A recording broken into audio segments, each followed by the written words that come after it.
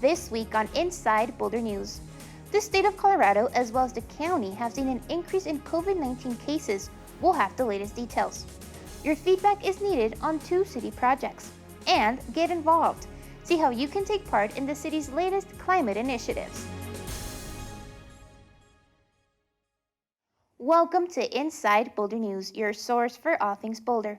I'm Jocelyn Avendaño. We start off this week with an update on current COVID-19 cases around the county and the state. In Boulder County, officials report over 1,578 cases of coronavirus, while deaths in the county are at 74. Meanwhile, statewide, cases stand at over 38,155 and 1,744 deaths. On July 13th, 25 COVID-19 cases were reported to Boulder County Public Health.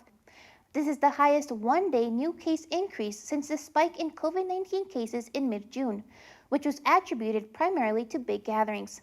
Until recently, there had been a steady plateau of new cases, averaging at 12 to 13 per day. Before the spike in mid-June, there were only about 5 new positive tests among Boulder County residents reported each day. COVID-related hospitalizations have also been increasing within the region. This week marked the largest one-day increase in hospitalization since mid-April for both the Denver metro region and the state. Boulder County health officials encourage community members to keep the acronym DVD in mind for whomever they plan to see. Distance. Coronavirus spreads best when people are close. Keep at least 6 feet distance. Ventilation. Coronavirus spreads best indoors. Meet outside if you can. Duration. Coronavirus needs about 15 minutes to spread. Keep it short. To keep up to date on all the latest COVID-19 updates, please visit the website seen on your screen. Due to the increase in current COVID-19 cases, Colorado Governor Jared Polis issued an executive order on July 16th mandating that all Coloradans wear face coverings inside indoor public spaces beginning July 17th. All individuals over the age of 10 must wear a face covering over their nose and mouth when entering or moving within any public indoor space and while using or waiting to use public or non-personal transportation services. Colorado is not yet a hotspot. The whole country is showing a significant uptick, and Colorado has not been an exception from that trend. And we need to make sure that we take actions that prevent Colorado from being an uptick situation. Not take this virus for granted. The minute we do, it will overtake us as it has overtaken our brothers and sisters in other parts of the country. The order is effective for at least 30 days. Those who do not comply with the executive order may be subject to civil or criminal penalties. More information can be found on covid19.colorado.gov. Development and growth in Boulder are guided by the Boulder Valley Comprehensive Plan. The city has been working over the past year to incorporate land use changes to the Boulder Revised Code to better align it with the Boulder Valley Comprehensive Plan. Some of these changes include the use table and standards as well as community benefit. The City of Boulder continues to review and update the city's land use code consistent with Council's directive and the Boulder Valley Comprehensive Plan. While the city has several code changes underway, there are 2 primary code change projects that the city hopes to complete by the end of the year. There's the Community Benefit Project and the Use Standards and Table Project. Those projects have been underway for several years now, and the first Community Benefit one, we did phase 1, we're now in phase 2. So this is really looking at, what kind of requirements or incentives would apply to projects that build over the zoning district height limit. This project will primarily consider updates to Section 9-2-14 or site review of the Land Use Code. One of the intended outcomes of this change includes expanding the Community Benefit Program by adding new land use intensity modification criteria for community benefits beyond permanently affordable housing. We're basically looking at 3 particular benefits. So below market rate commercial rent is something that we're looking at. We're looking at space for art and cultural uses, and we're also looking at space for social services. The other code amendment project the city is working on is the Use Standards and Table project. This is another ongoing project where we're looking at the city's use table.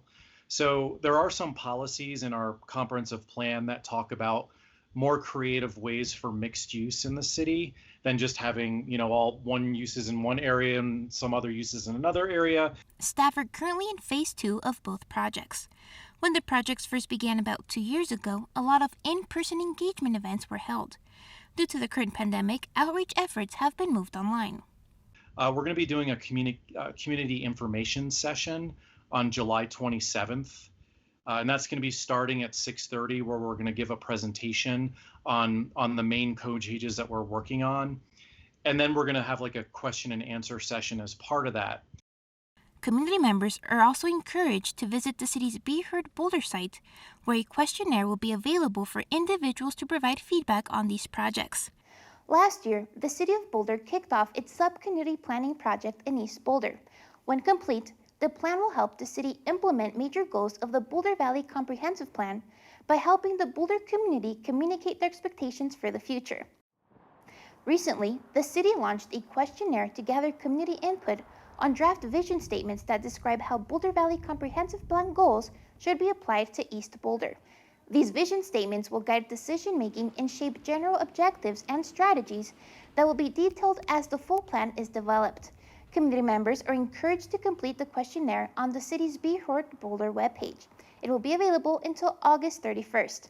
The plan is expected to be completed in 2021 and is the first of 10 subcommittees to go through this process. More information on the East Boulder Subcommunity Plan can be found on the website seen on your screen. The City of Boulder cannot tackle climate change alone. Collaborating locally and internationally, Boulder has helped to develop a number of initiatives that are pioneering new approaches to ecosystem-based carbon management, many of which create new opportunities for community action. We spoke to Brett and Karen with the city's Climate Initiatives team to learn about 4 current initiatives the community can take part in. The city has launched new local actions to support our ecosystems, and the community is encouraged to participate. The city is always working to identify actions that support our land, have a positive impact on our climate, and address the vulnerabilities of those for whom climate change poses the highest risk. The first of 4 initiatives the community can take part in is Grow and Give Boulder, a statewide initiative sponsored by the Colorado State University Extension. The whole premise of this is, hey, if you've got a garden and you're growing food and you've got surplus, can you share that with those who might have a food need right now? And so our goal is to get 200 households or 200 gardens signed into this program and generate something in the order of 2,000 to 3,000 pounds of food into that food security network. The second initiative, Small Gardens Big Change, is an effort to help pollinators while also addressing the isolation that many older community members are experiencing during COVID-19. And so we've actually created these little grow kits that we can give to elders where they can use it even on their kitchen table and sprout up and grow to their initial planting stage pollinator plants that this fall we'll collect back from them and go start to plant out in these corridors of pollinator habitat across town. We need a lot of plants out there. And by the way, just that little subgroup, we're thinking will grow something like 2,000 plus plants for this work. The third initiative is in partnership with EcoCycle called the Community Carbon Farming Program, which has been extended from last year's efforts. So they launched this last year and recruited 250 families from around Boulder County to set out a little plots in their backyard and experiment with different kinds of treatments and how that affected the carbon capture capacity of their lawns. And last but not least is the Zero Footprint effort. So the idea is really interesting and fairly simple. They create a program in which restaurateurs add a 1% charge to the bills, and that 1% goes into a fund that then can be invested back into farming initiatives in our area that are actually doing that kind of regenerative and carbon farming type of work. For more information on these and other initiatives you can take part in, please visit the city's Climate Initiatives website at bouldercolorado.gov/sustainability. Thank you so much for joining us on this week's edition of Inside Boulder News. Stay tuned to Boulder Channel 8 for up-to-date information on coronavirus. Connect with us on Facebook and Twitter. You can also sign up to receive video updates right in your inbox. Just go to boulderchannel8.com and click on subscribe. And be sure to check out the city's online newsroom for the latest city news. We'll see you next time.